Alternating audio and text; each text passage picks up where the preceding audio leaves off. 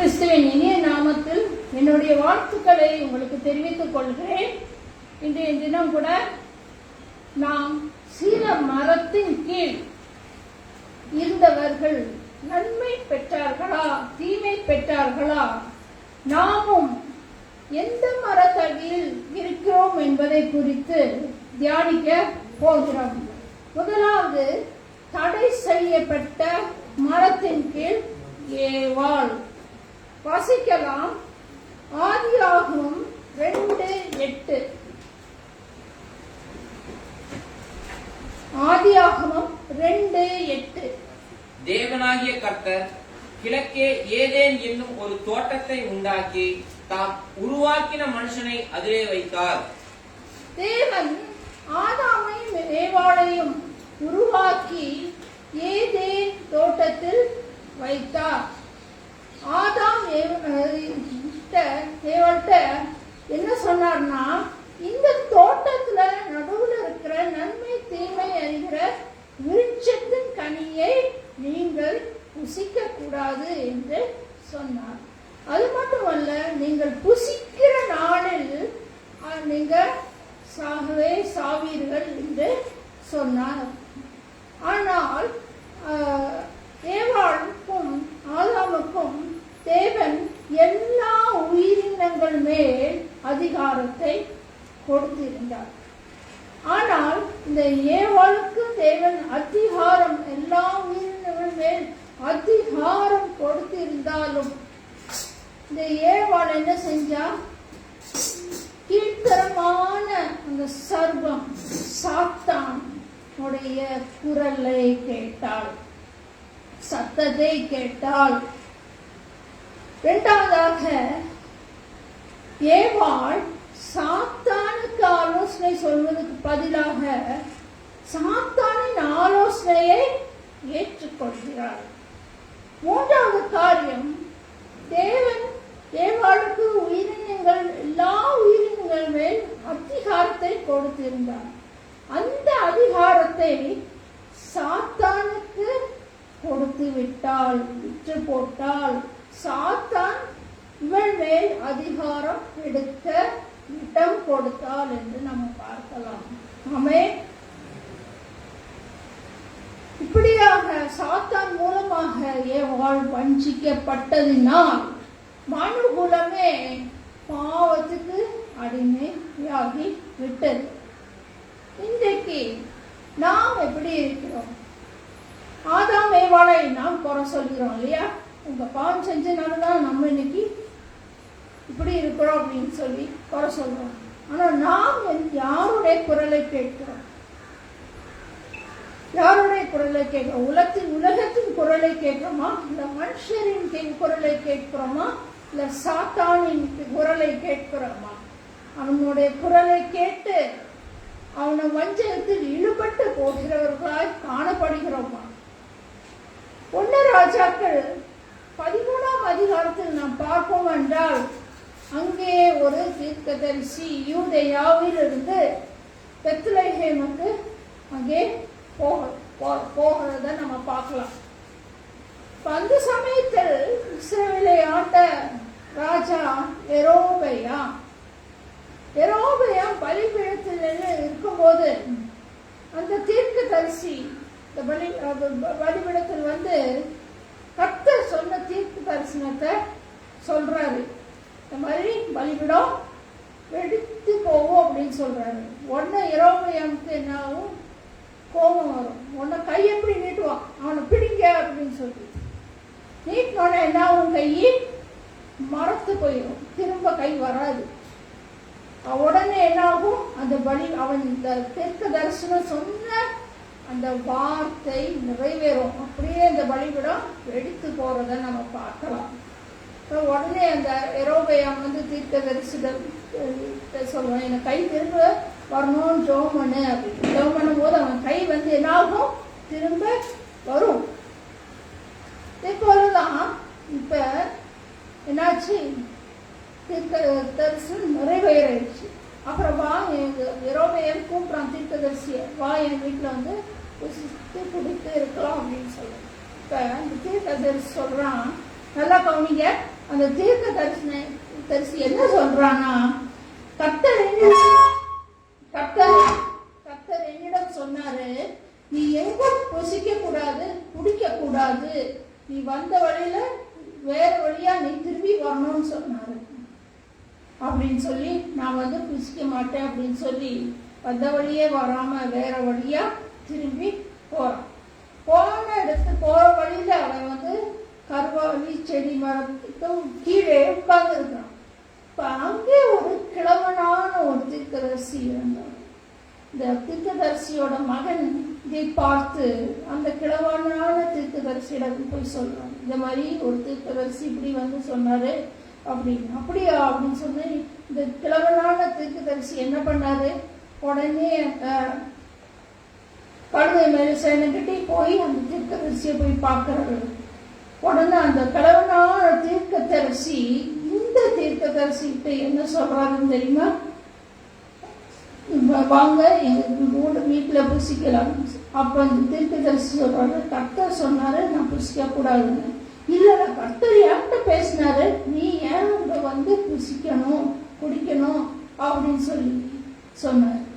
உடனே இவன் என்ன செஞ்சான், அப்படியான்னு சொல்லி இந்த தீர்க்கதரிசி பின்னாடியே போய் புசித்து குடித்து இருந்தான். அப்புறம் சரி நான் போறேன்னு சொன்னான்னு, நீ இந்த கடவுளான தீர்க்கதரிசி என்ன சொன்னான்னா, நீ கர்த்தர் சொன்னாரு புசிக்க கூடாதுன்னு, ஆனா நீ புசிச்ச.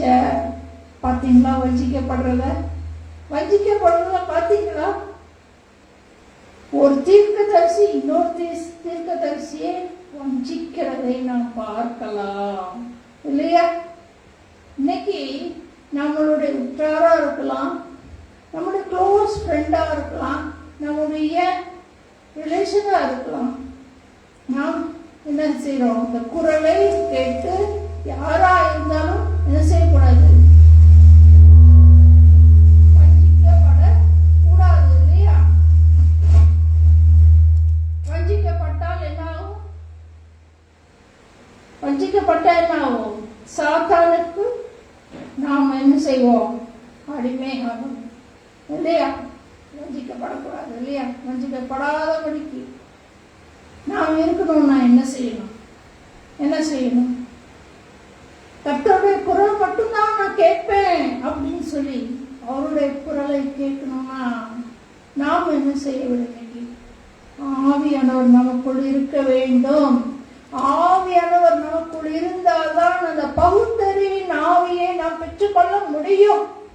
ஆவியானவர் இல்லைன்னா we are zero. ஏசப்பா இல்லைன்னா we are zero. நம்ம அவருடைய சத்தத்தை கேட்டு அவர் பின் செல்ல முடியாது. அதனால ஆவியானவர் நமக்குள் இருக்கும் போதுதான் அந்த பகுத்தறிவின் ஆவியை நாம் பெற்றுக்கொள்ள முடியும். அவருக்குள் நாம் வாஞ்சியோடு வளரும் போது தான் அந்த பகுத்தறிவின் ஆவியை நாம் பெற்றுக்கொள்ள முடியும். எது உண்மை, எது பொய், எது உண்மையான சத்தம், எது பொய்யான சத்தம் என்று நாம் அறிந்து கொள்ள முடியும். இயேசு கிறிஸ்து கூட சொல்றாரு, நீங்க வஞ்சிக்கப்படாதிருங்கள். கள்ள தீர்க்கதரிசிகள் கள்ள போதகர்கள் இருக்கார்கள், அவர்களுடைய கனியினாலே நீங்கள் அறிந்து கொள்வீர்கள் என்று சொன்னார். அந்த கனியாலே அவர்களுடைய அறிந்து கொள்ளணும்னா என்ன, நமக்கும் முதல் கனி இருக்கணும். அவருடைய கனி இருந்தாதான் நாம் என்ன செய்ய முடியும், அதை அறிந்து கொள்ள முடியும். மனம் திரும்புவதற்கு ஏற்ற கனிகளை கொடுங்கள் என்று அவர் சொல்கிறார். இப்ப மனம் திரும்புவதற்கு ஏற்ற கனிகள் நமக்குள் இருக்கும் போதுதான் எந்த தீர்க்கதரிசி, எந்த போதகர், எந்த ஊழியக்காரன் எப்படிப்பட்டவர் என்று நாம் கண்டுகொள்ள முடியும். ஆவியானவர் மூலமாக கண்டுகொள்ள முடியும்.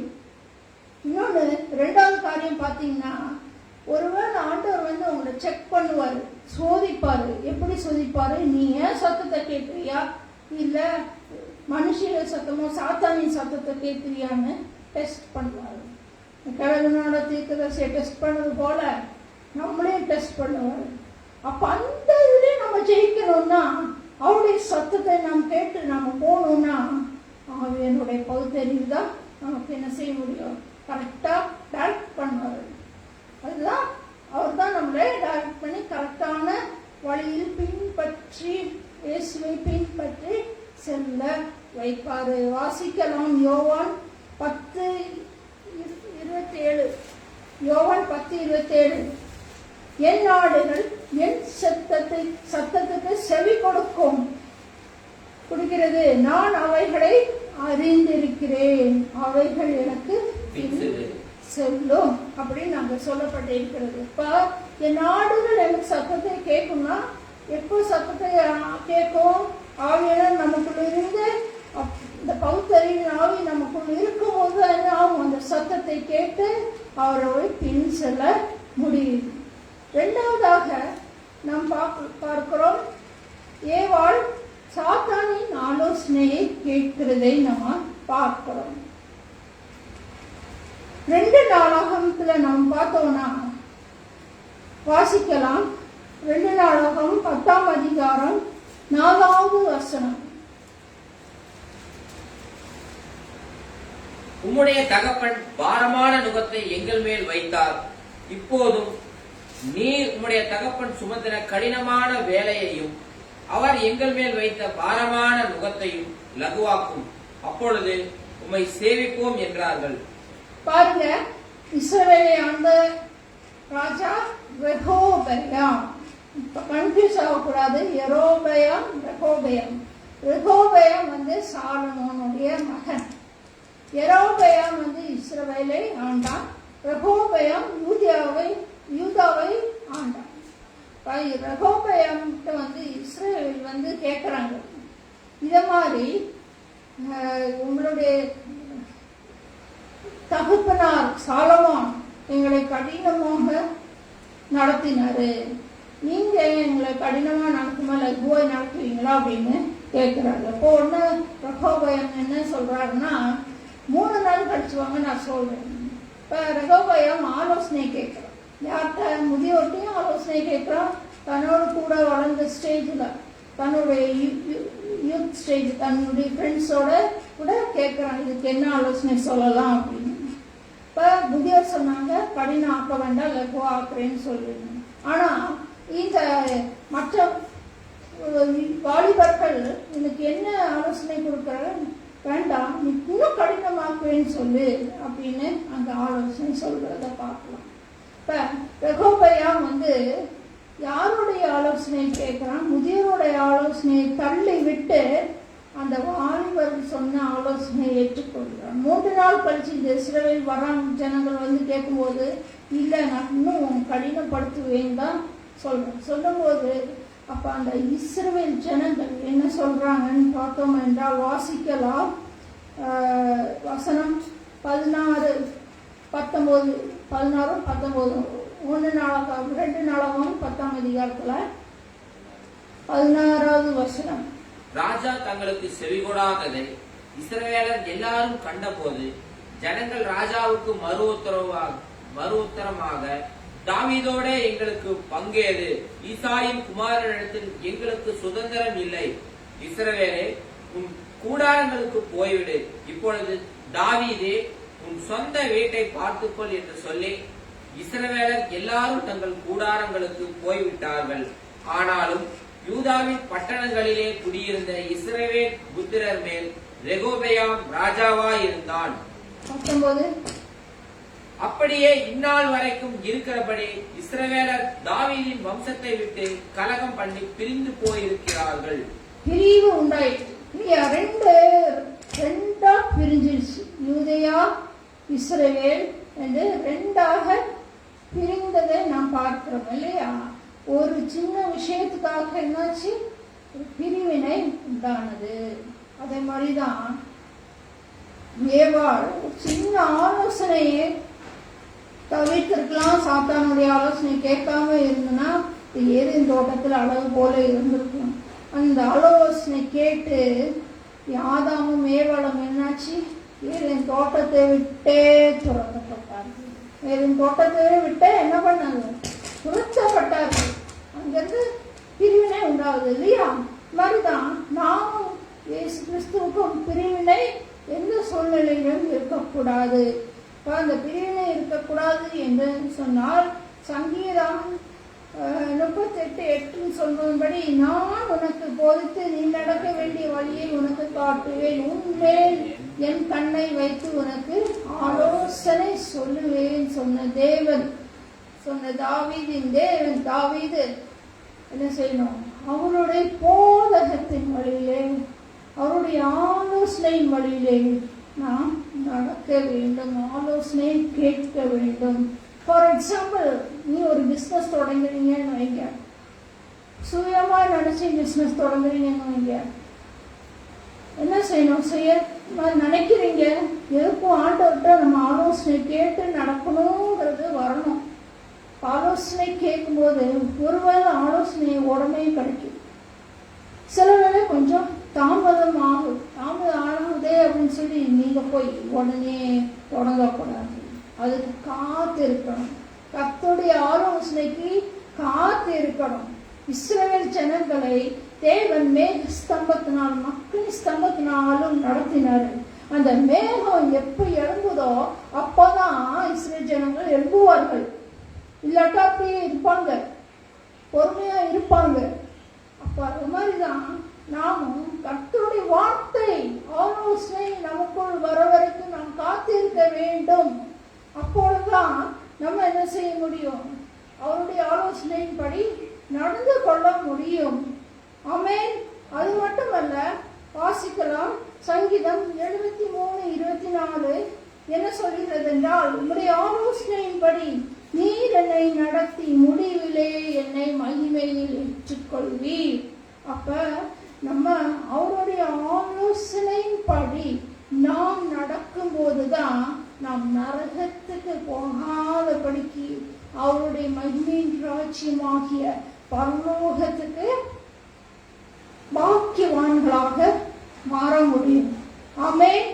ஆலோசனை மிகவும் நமக்கு முக்கியம். கர்த்தருடைய ஆலோசனையில் நாம் நிலைத்து நிற்க வேண்டும், அதன்படி நடக்க வேண்டும். மூன்றாவது காரியம் பார்த்தீங்கன்னா அதிகாரம் இல்லையா? அதிகாரத்தை ஏவாள் யாருக்கு விற்று போட்டால்?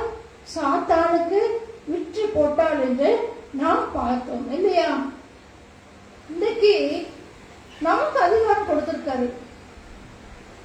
அந்த அதிகாரத்தை நம்ம பயன்படுத்துறோமா? இல்ல அந்த அதிகாரத்தை பார்த்து பயப்படுறோமா? இல்ல அந்த அதிகாரத்தை விற்று போடுறோமா? இல்ல அந்த அதிகாரத்தை அறியாமல் இருக்கிறோமா? எப்படி நம்ம இருக்கிறோம்? பயப்படுறோமா? அந்த அதிகாரத்தை எடுத்து சாத்தானை வரட்டுறதுக்கு பயப்படுறோமா? இல்ல பயன்படுத்தாம அப்படி போறோமா? இல்ல அதை அறியாமல் இருக்கோமா? இது என்ன அதிகாரம் தெரியாதே அப்படின்னு சொல்லி அறியாமல் இருக்கிறோமா? வாசிக்கலாம். நியாயாதிபதிகள் இல்ல ஒரு வசனம் பார்த்தீங்கன்னா 5:13 பார்த்தோம்னா, கர்த்தர் எனக்கு பராக்கிரமசாலியின் மேல் ஆளுகை தந்தார் என்று நாம் பார்க்கிறோம். கர்த்தர் இது கிதியோனுக்கு சொன்னது, நமக்கும் இன்னைக்கு சொல்றாரு. ஏசப்பா என்ன சொல்றாரு? பராக்கிரமசாலியின் மேல் ஆளுகை தருகிறான்னு சொல்றாரு. யார் அந்த பராக்கிரமசாலி? சாத்தான் தான் அந்த பராக்கிரமசாலி. மேல நான் அதிகாரமா கொடுத்திருக்கேன். இந்த அதிகாரத்தை நம்ம என்ன செய்யணும்? எடுத்து பயன்படுத்த வேண்டும் இல்லையா?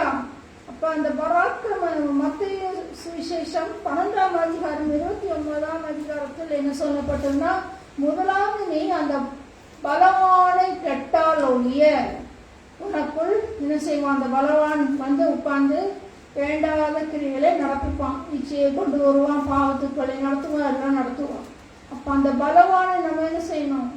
கட்டணும்.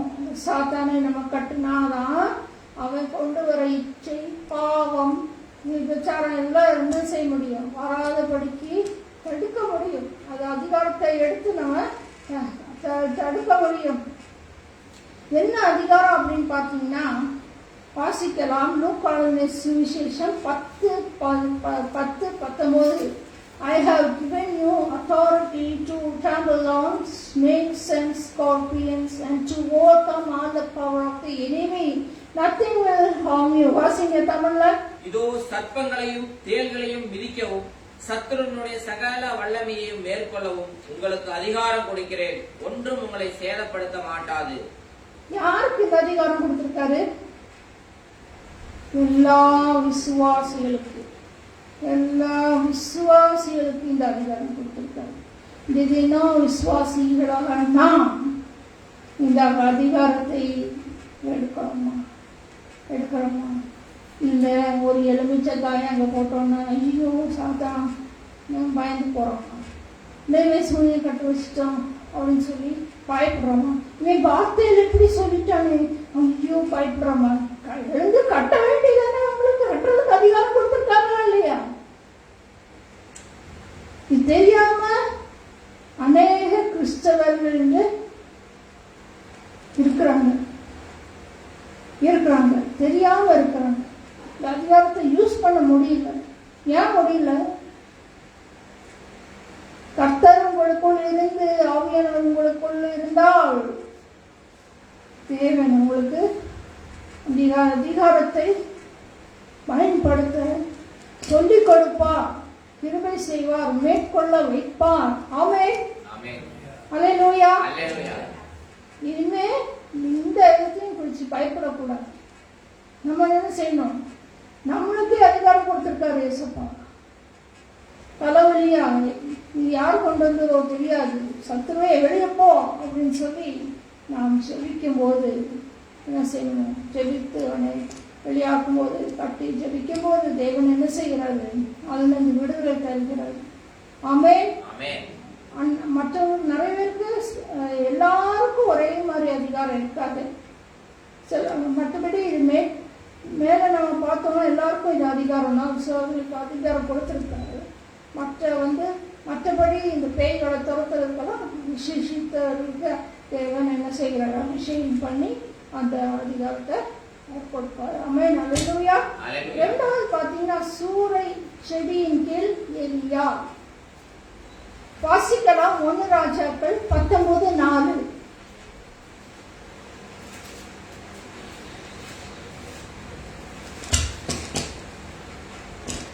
அவன் வனாந்தரத்தில் ஒரு நாள் பிரயாணம் போய் ஒரு சூரை செடியின் கீழ் உட்கார்ந்து தான் சாக வேண்டும் என்று கோரி, போதும் கர்த்தாவே, என் ஆத்துமாவை எடுத்துக்கொள்ளும், நான் என் பிதாக்களை பார்க்கலும் நல்லவன் அல்ல என்று சொல்லி ஒரு சூரை செடியின் கீழ் படுத்துக் கொண்டு நித்திரை பண்ணினான். அப்பொழுது ஒரு சூரை செடியின் கீழே சோர்ந்து போய் எலியா என்ன செய்யறாரு? படுத்துக் கொள்றாரு இல்லையா? சூரை செடி தொடப்ப மரம்.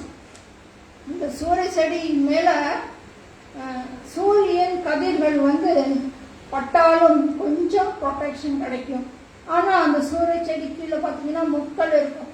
மனிதனை குத்துகிற முட்கள் அங்க காணப்படும். ஆனா ஏன் எலியா அங்க போய் சோர்ந்து போய் படுக்கிறாரு அப்படின்னு நம்ம பார்த்தோம்னா எல்லாருக்கும் தெரியும், எசபேல் நிமித்தம் என்று தெரியும். எசபேல் கர்த்தருடைய தீர்க்கதரிசியை கொன்னனால என்ன சொல்றது? எலியாவை பார்த்து நான் உன்னே கொல்லாம விட மாட்டேன் அப்படின்னு சொன்னனால எலியா பயந்து போய் சூறை செடியின் கீழே போய் போதும் கர்த்தாவே என்னை எடுத்துக்கொள்ளுங்க. அந்த தாங்க முடியல. மாம்சத்துல அவன் சொன்ன வார்த்தையை எலியாவால் தாங்க முடியல. அதனால்தான் சோர்ந்து போய் கிடக்கிறத பார்க்கிறோம் இல்லையா? இன்று கூட நாம் இந்த மாம்சீக மனுஷர்கள் தான், நமக்கும் சோர்வு வருகிறது இல்லையா? சரீரத்தில் பலவீனம் வரும்போது அதை தாங்க முடியவில்லை என்றால் என்னாகிறது?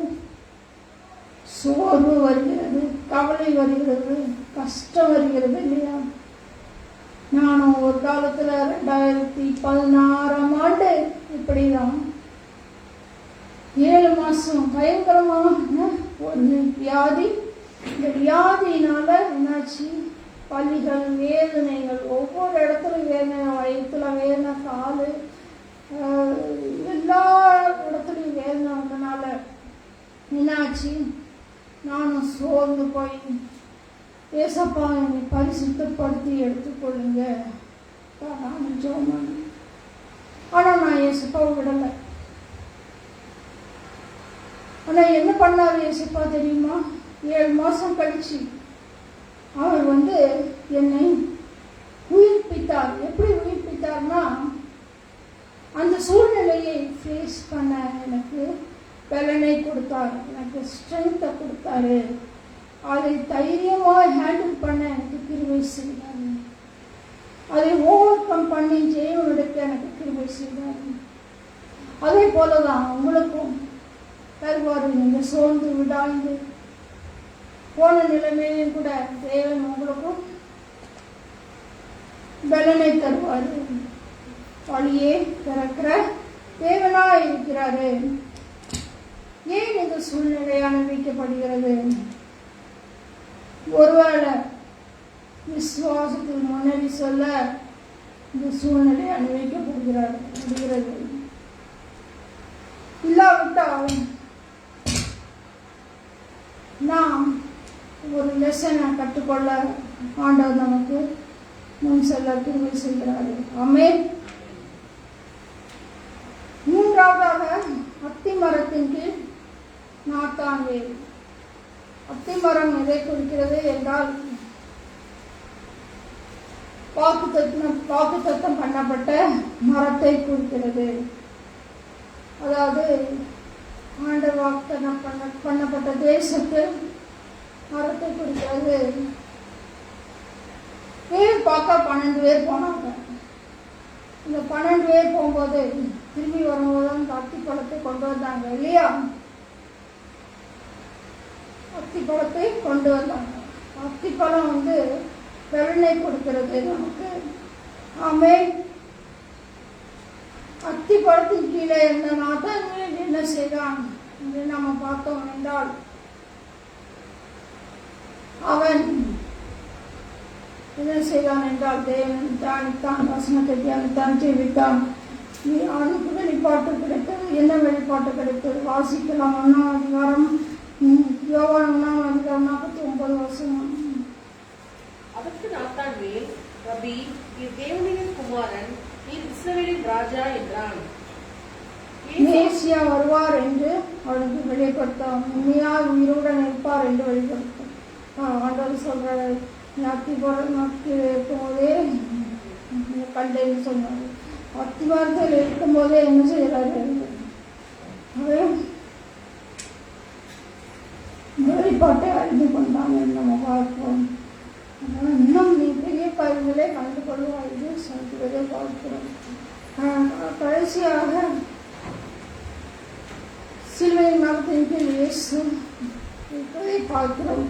அந்த மரத்தின் கீழ் நாம் வரும்போது நமக்கு என்ன தருகிறார்கள்? நமக்கு சேர்த்து தருகிறார்கள், ரட்சிப்பை தருகிறார்கள், பலனை தருகிறார்கள் இல்லையா? மரத்தின் கீழே வரும்போது தான் என்ன செய்கிறார்கள்?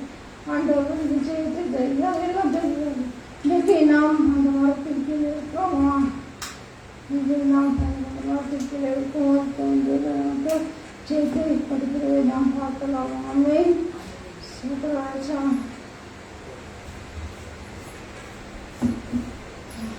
2012ஆம் வருஷத்தில் இதே நாளில் டேட் 10ஆம் தேதியில் எனக்கு டிரான்ஸ்ஃபர் நடந்துச்சு. ஆனால் உயிரோட வருவோமா இல்லையா என்று தெரியாது. நான் ஒரு கையில் ஒப்பு கொடுத்தோம். ஒப்பு கொடுத்து தெரியாது, இந்த காலத்தில் ஒப்பு கொடுத்துட்டோம்னு சொல்லிட்டு வரும்போது உயிரோடு ஜீவன் வந்துருந்தார்.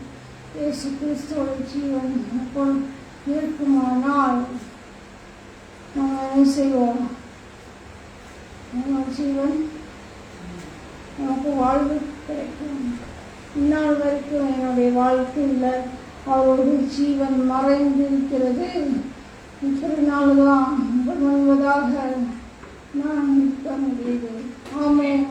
அவங்களுடைய வாழ்க்கையில் இயேசு கிறிஸ்து உங்களுடைய இருக்கும்போது, உங்களோட ஜீவன் இருக்கும்போது தேவன் என்ன செய்வார்? கைவிட மாட்டார், உங்களை விட்டு விலக மாட்டார். ஆமென். ஹல்லேலூயா. God bless you.